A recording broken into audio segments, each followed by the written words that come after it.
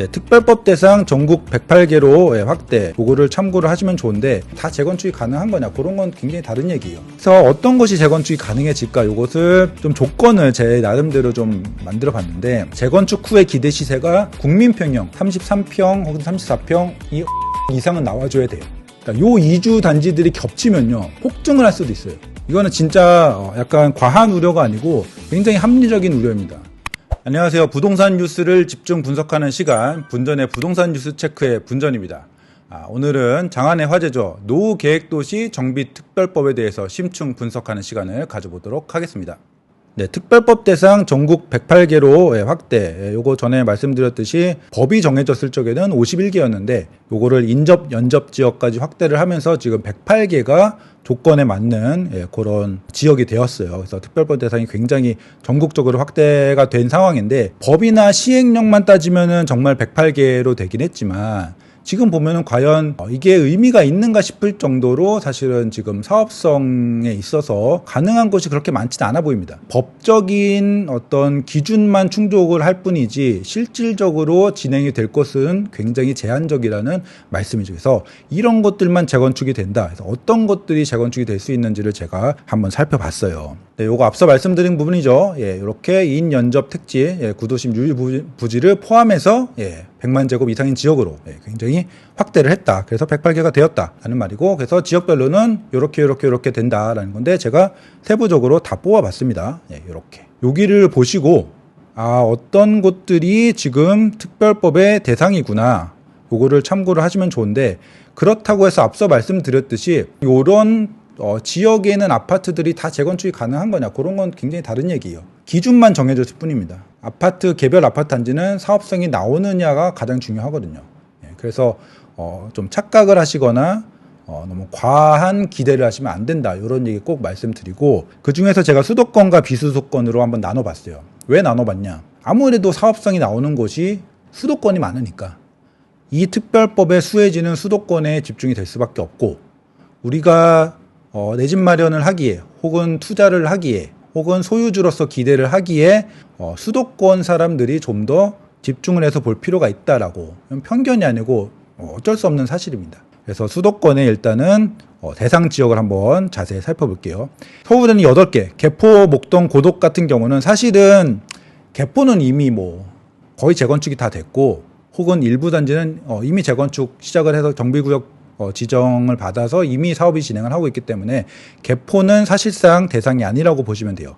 목동은 아직 재건축 시작을 안 한 곳이 많지만, 목동은 이 특별법에서 기본 계획을 수립을 해야 된다라고 하는데, 목동은 이 특별법과 관계없이 지구 단위 계획을 수립을 했어요.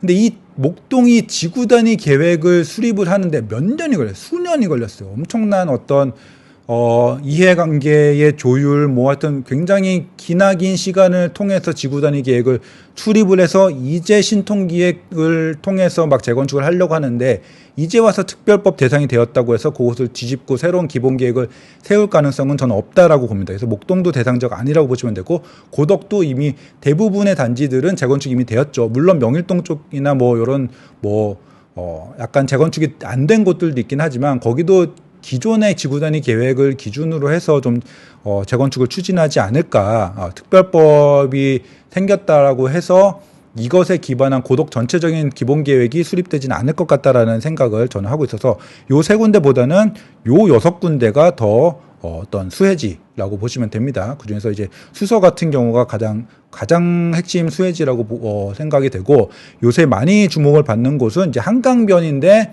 재건축 사업성이 좀 애매해. 한강변이라서 재건축만 되면, 새 아파트만 되면은 정말 이 가치가 높아질 수 있을 것 같은데, 용적률이나 지분을 봤을 적에 가양동은 재건축되기 좀 어렵겠다라고 판단이 됐었어요.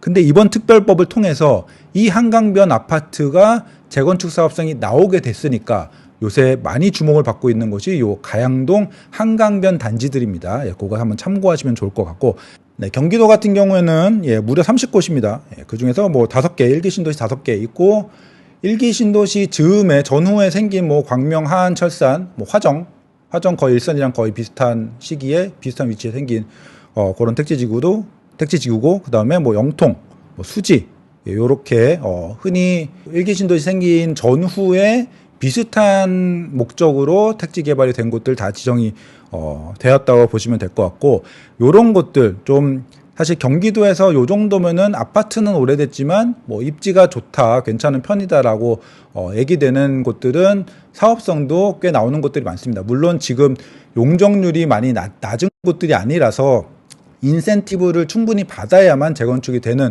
곳들이 많지만, 지금 많은 지자체에서 완화적인 어떤 스탠스를 보이고 있기 때문에 기본 용적률도 좀 높여주고 맥시멈 어떤 용적률의 제한도 특별 정비구역 용적률도 좀 높여주고 하면은 뭐 수지나 뭐 영통 연식은 좀 기다려야 되지만 영통, 뭐 광명, 뭐 화정 이런 것들 다 가능할 수 있죠. 구리 이쪽도 은근히 집값이 비싼 곳이기 때문에 이런 것도 가능하고.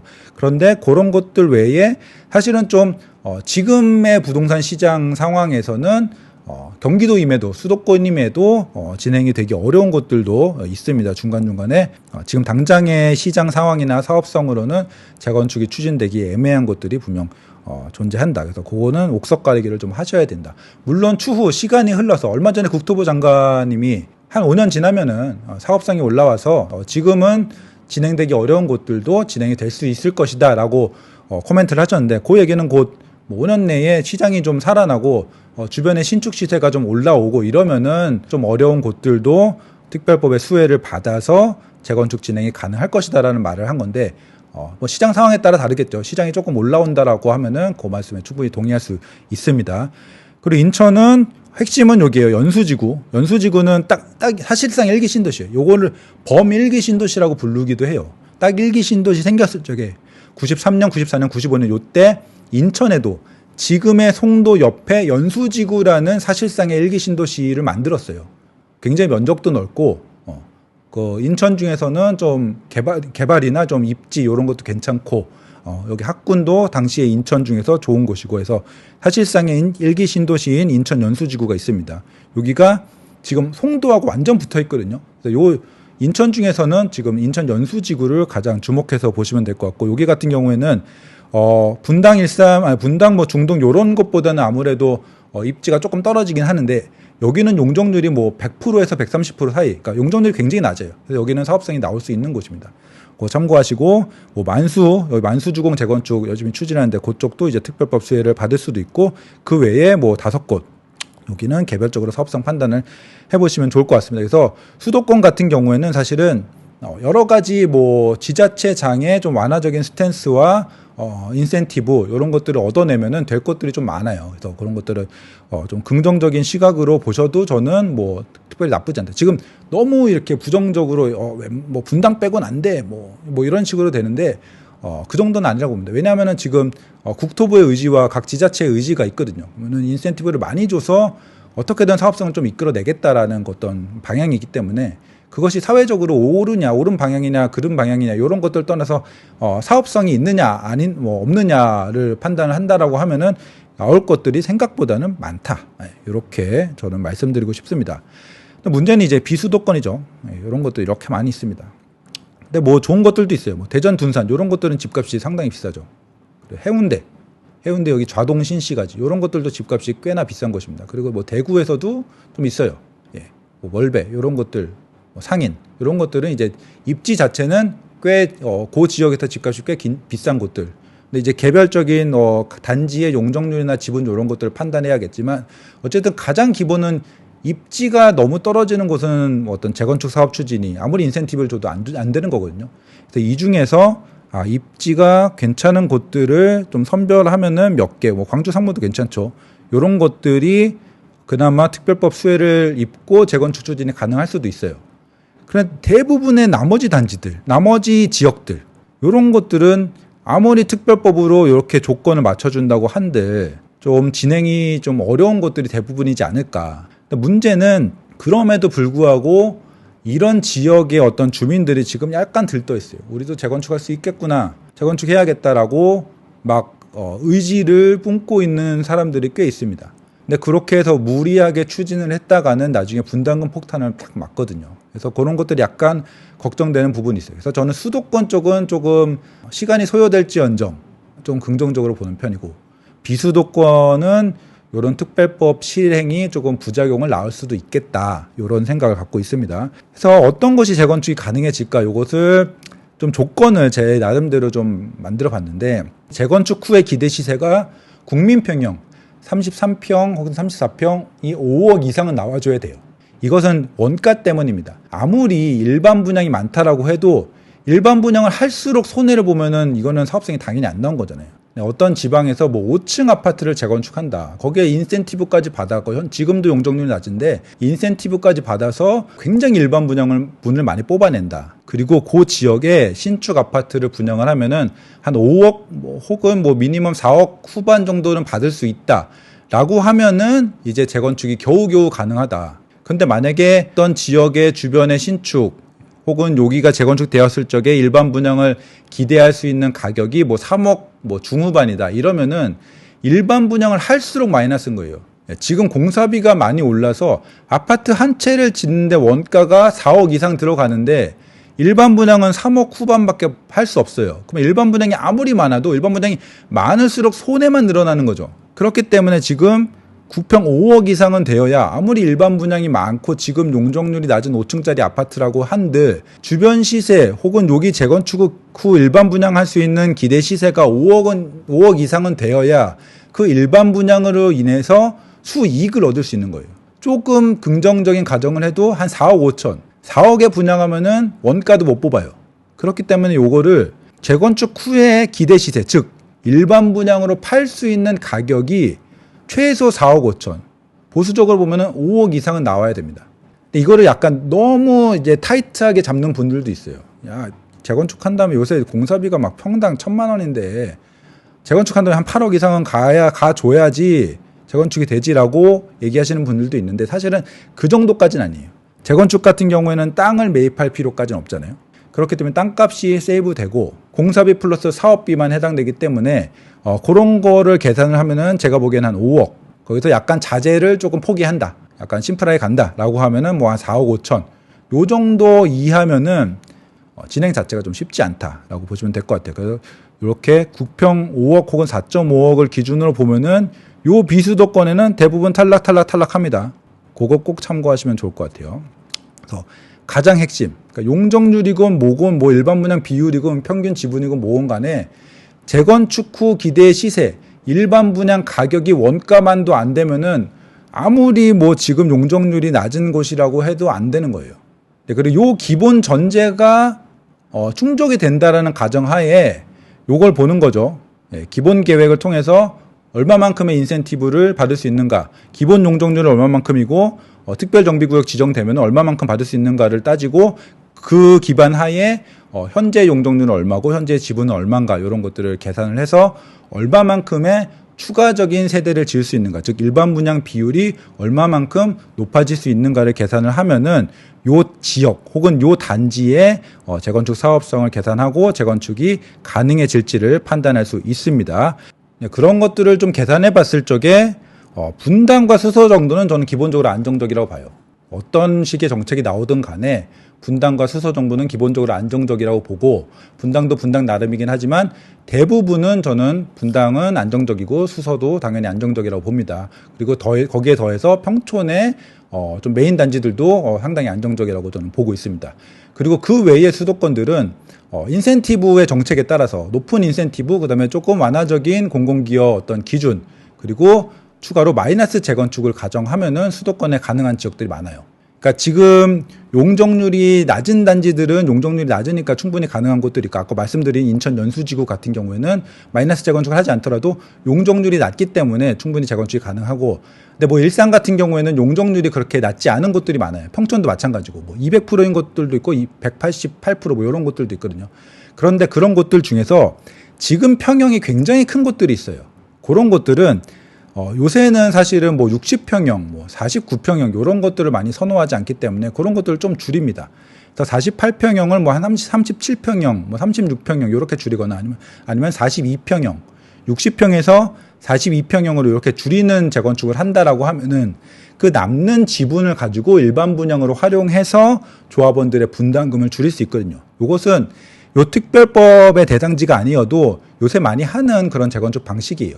왜냐하면 예전 대비해서 큰 평형에 대한 수요가 많이 줄었고 옛날에 일기 신도시가 지어졌을 적에는 대형 평형을 꽤 많이 지었기 때문에 그 평형을 줄이면서 일반 분양을 만들어내서 분담금을 줄이는 마이너스 재건축 요거를 한다라고 하면은 수도권의 가능 지역이 상당히 많아집니다. 그래서 높은 인센티브와 마이너스 재건축을 가정을 하면은 요 분당 수서 평촌을 제외하고도 가능 지역이 꽤 많아질 수 있다. 많은 분들이 사실은 지금 특별법이 나와도 대부분의 지역들은 안 될 거야. 한번 분당 정도 될까 말까 이렇게 생각하시는데 저는 이런 것들을 고려했을 적에 지금의 시장의 컨센서스보다 많은 지역들, 많은 단지들이 재건축을 실제로 추진할 거고 실제로 너무 과하지 않은 분담금이 나올 수 있다라고 설명드릴 수 있겠습니다. 하지만 문제는 지방이죠. 앞서 설명드렸듯이 지방은 대부분이 어렵습니다.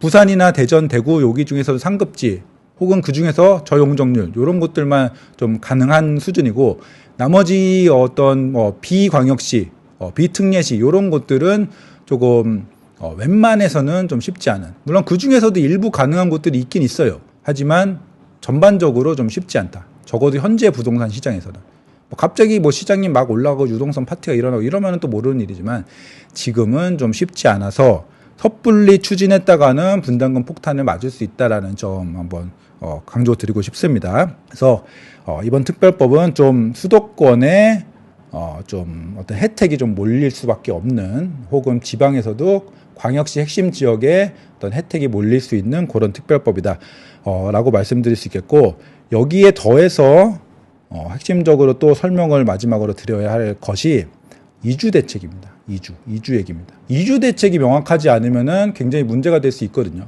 그리고 이걸 이해하셔야 이 지역에 내가 집을 사거나 혹은 전월세를 들어갔을 적에 지역의 이 재건축 추진 특별법 대상지의 시세 흐름을 이해하실 수 있어요. 그런데 이번에 이 특별법에 해당되는 곳들이 재건축을 해서 이주를 하면은 예전의 재건축 이주보다 훨씬 더 영향을 많이 받을 수 있어요. 왜 그러냐면 첫 번째로는 말씀드렸다시피 규모가 굉장히 큽니다. 기존의 재건축 80년대, 70년대 아파트들을 재건축한 것보다 훨씬 더 큰 규모로 재건축이 진행이 되고 그 다음에 기존에는 70년대, 80년대 어떤 아파트들은 굉장히 소형이라든지 아니면 굉장히 낙후된 어떤 단지들이 아파트들이 재건축이 되는 건데 일기 신도시 등 요 특별법 대상이 되는 곳들은 훨씬 더 멀쩡한 아파트들이 재건축이 돼요. 기존의 전월세 시세가 그렇게 낮지 않았던 아파트에 사시던 분들이 이주를 하기 때문에 당연히 전월세 시세에 이주가 영향을 미치는 것이 기존보다 훨씬 큽니다. 개별 단지 기준으로도 영향이 클 수밖에 없는데 규모도 엄청나게 큰 거죠. 거기다가 한 번에 끝나는 게 아니고 매년 수천 가구씩 계속 이주를 할 거예요. 수천 가구라는 거는 개별 지역 기준 수천 가구고요. 경기도 전체로 보면 수만 가구가 이주할 수 있어요. 그래서 이걸 이주를 한다고 해서 각 지역별로 이주단지 한두 개로 해결할 수 없는 거죠. 이거는 일기 신도시 문제뿐이 아니고 지금 목동, 노원, 중계, 상계, 아까 가양, 그러니까 수도권 전반적인 문제가 될 수 있거든요.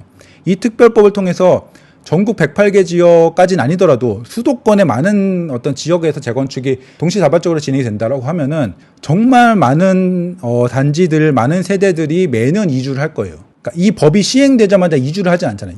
이 법이 시행되고 첫 이주가 시작할 때까지는 제가 보기엔 한 5년은 걸릴 것 같아요. 5년 이상 걸릴 것 같아요. 그때부터는 이제 매년 엄청나게 많은 세대들이 이주를 하는 거예요. 그러면 당연히 이 특별법 대상이 되는 지역 주변은 전월세 급등이 가능할 수밖에 없죠. 주변뿐이 아니고 해당 지역에 이주를 하지 않는 고단지들, 약간 사업이 느린 단지들, 선도지구가 이주할 적에 선도지구가 아닌 단지들, 그런 곳들은 전월세 가격이 급등을 할 수 있거든요. 그러니까 요 이주 단지들이 겹치면요, 폭등을 할 수도 있어요. 이거는 진짜 약간 과한 우려가 아니고 굉장히 합리적인 우려입니다. 그래서 지금 정도의 어떤 대책 가지고는 꽤 오랜 기간 동안 수도권 전월세 가격의 상승이 필연적이지 않을까. 이것은 구조적으로 어쩔 수 없습니다. 이것에 대한 이해가 있어야지 해당 지역들의 전월세 시세, 매매 시세 이런 것들의 변화에 미리 대응할 수 있는 거예요. 정책에 대한 분석을 하는 건 분석을 하는 건데 이 분석을 하는 이유는 우리 개개인이 이 영향을 알고 이 흐름을 알고 미리 대응을 하는 그런 것들을 하기 위해서 하는 거잖아요. 여기에 심지어는 투자나 실거주를 안 하더라도 전월세를 살더라도 전월세를 살더라도 요런 흐름, 요런 가능성들을 알고 있어야지 갑자기 급등하는 시세에 당황하지 않겠죠. 그래서 여기에 매매로 들어가시던 이미 소유하시던 전월세를 사시던 요 이주에 대한 문제 이거 꼭 염두에 두시고 대응하시길 바라겠습니다. 오늘 여기까지 살펴보았고 오늘 이 콘텐츠가 여러분들께 조금이라도 도움이 되었길 바라고 분전의 부동산 뉴스 체크에서 좀 다뤄주었으면 하는 그런 콘텐츠 그런 이슈사항이 있으시다면은 맛동산 채널 구독 후에 영상에 댓글로 해당 내용들 남겨주시면은 그 댓글 중에서 좋아요가 많은 것 중에 제가 엄선해서 다음 주 혹은 다다음 주에 심층 분석해서 다룰 수 있도록 하겠습니다. 그럼 오늘 여기까지 하도록 하겠습니다. 감사합니다.